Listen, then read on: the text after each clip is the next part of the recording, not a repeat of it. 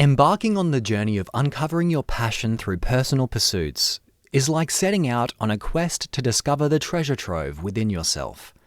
It's an exploration of your interests, hobbies, and the activities that bring you joy, revealing the unique facets of your authentic self.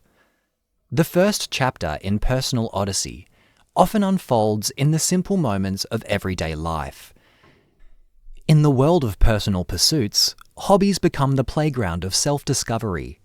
Whether it's gardening, writing, cooking, or exploring the outdoors, these activities offer a canvas for you to express your creativity and immerse yourself in the sheer pleasure of doing what you love. Through these pursuits, you may stumble upon the passions that resonate with the core of your being. Self-discoveries unfold in the company of others who share similar interests. Joining clubs, communities, or participating in group activities provides an opportunity to connect with like-minded individuals. Engaging in shared pursuits can shed light on aspects of your personality and preferences that you might not have fully recognized before. Traveling, whether near or far, becomes a rich tapestry in this narrative. Experiencing different cultures, cuisines, and landscapes can spark new interests and passions. The exposure to diverse ways of life may lead to a profound understanding of what truly resonates with your soul. Hi everybody, thanks for being here today.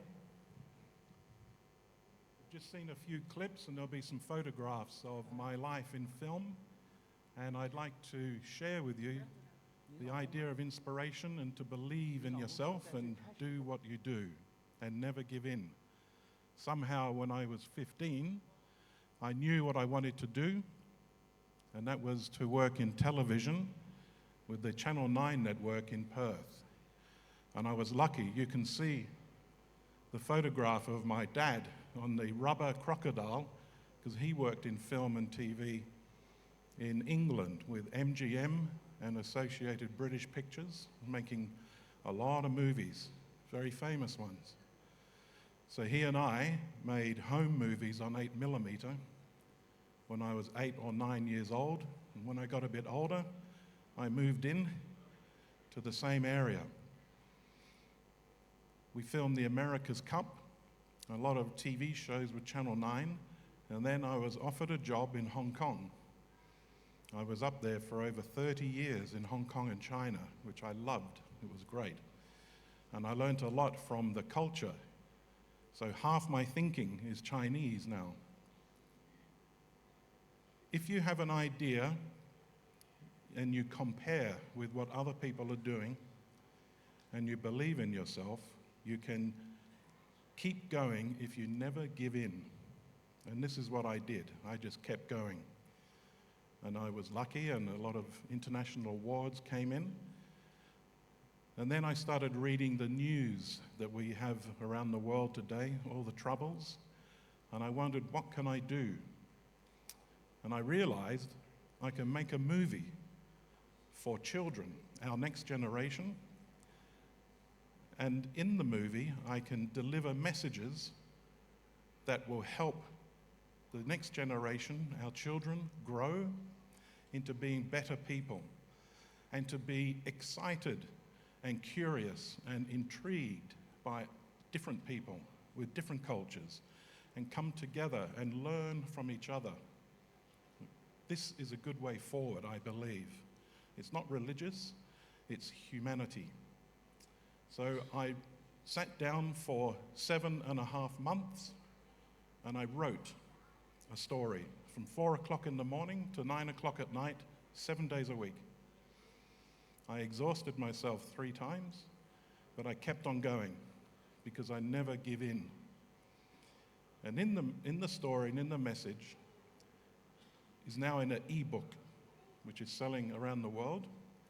And next week, the paperback will come out. And then late next year, we will make the movie here in Western Australia. It's like a cross between Harry Potter, Transformers, and Super 8.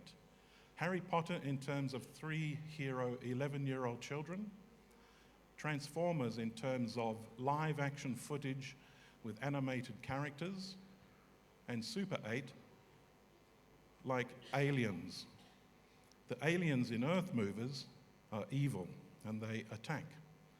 And the children must learn to work together in a team, with teamwork, and work out how they can defend against the evil aliens, and then how they can fight back. And they do this through the shared love of their parents, their townsfolk, and their teachers. And they get together, and you have to go see the movie or read the book to find out what happens. Do they survive? Now, in terms of inspiration, I would like to share with you a story that's true that happened to me. In 1991, I was asked to go and film Jean-Claude Van Damme in his Hollywood movie, Double Impact. And that was 20, 30 years ago. I was still a little bit junior.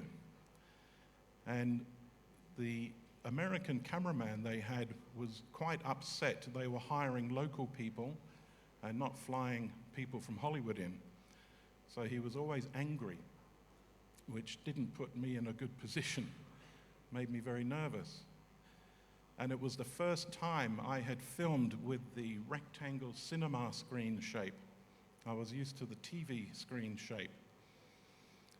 And when I filmed Jean-Claude jumping in a drug bust, I thought to myself, I've cut his head off. It's going to be extremely embarrassing. I will lose face and I have to apologize. So the next morning, we went to watch the rushes. The rushes are, you shoot the film, overnight they process the film, and the next day you watch what you've done the day before. And the first picture was mine, of Jean-Claude with his head cut off. And I crumpled into my seat, and I was sitting next to Vic Armstrong. Vic is the second unit director and stunt director for James Bond. Thankfully, he's a very lovely man. And I was shifting in my seat extremely uncomfortably, and I was going to get ready to stand up and apologize and walk out. And just then, the other cameraman's images came onto the screen, and all of their heads were cut off also. And somebody down the front said, "Oh, they haven't racked the projector properly." So they stopped the projector, shifted the film, and all the pictures were perfect. So I sweated about 10 kilo, I think, in 30 seconds. But if you have to own up to your mistakes, but at the same time, you must never give in and always push forward.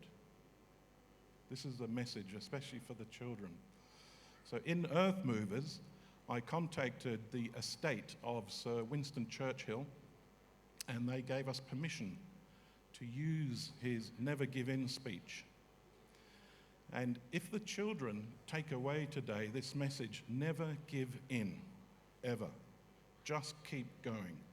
Eventually you will achieve, and you will achieve greatness. And if you watch the Oscars, when people accept their award, nearly all of them say, believe in yourself and just keep going.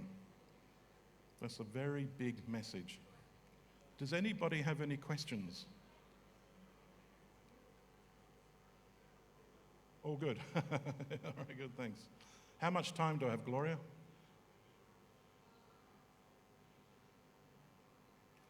And then in my career, you know, I've never worked a day in my life because I'm doing and getting paid for my hobby.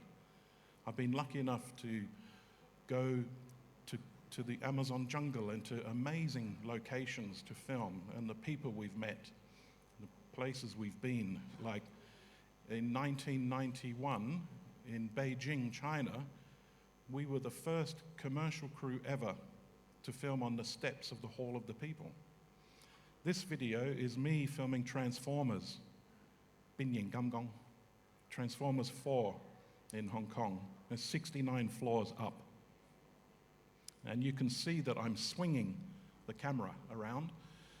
And what you have to do is look through the viewfinder, imagine the Transformers are coming towards you, and then up, give them time to turn, and down. And then we send the footage to Hollywood, and they paint the characters on. And I learnt a lot. And these two boys have read Earth Movers, and they sent this video with their mum and surprised me, telling me how much they love it. And I was very happy. Hi Dean, so far the book is really good. My favourite things are the laser beams, the acrophobia word, the morphing truck, the word they say, physics your ass. We are up to chapter 29. I think what will happen next is that all will fight the lightning bolts. I would really like the laser beams to be the colour lime green in the movie. My prediction is that the upcoming part will be that the laser beams will stop the lightning bolts and send the aliens away from Australia. Bye! That was wonderful. It was good to receive that from them. And there are more coming in, which we didn't have time to put on. And those two boys are going to receive some radio-controlled large excavators, etc., from China with the Earth Movers logos, and we're going to film that, so you'll see that on social media as a thank you to them. And they're very bright kids, thankfully. And what's happened is the parents are now reading the story, and the grandparents are reading to the younger members, and they're acting out scenes and doing voices. So Earth Movers is bringing families together, which is exactly one of the hopes that I had. If we can all do our bit to help the next generation, hopefully we can get a better world than what we have today. I think that racism and bullying a percentage of it can be educated away if we do the right thing early on. And just help children realize they should be excited and happy and intrigued to discover what other people in other countries do and eat and believe. And if we come together that way with respect, we'll all be better off. And today, people use the word inclusion, which is good. It's better than the word they used before, which was tolerant. But in the messages of Earth Movers, you will understand that I'm using the word acceptance. Because acceptance is that you just accept somebody is different, and that's okay, then you all carry on. You don't have to give an opinion, you don't have to be offended, you just realize that your way is not the only way. There are many other ways. So thank you for your time.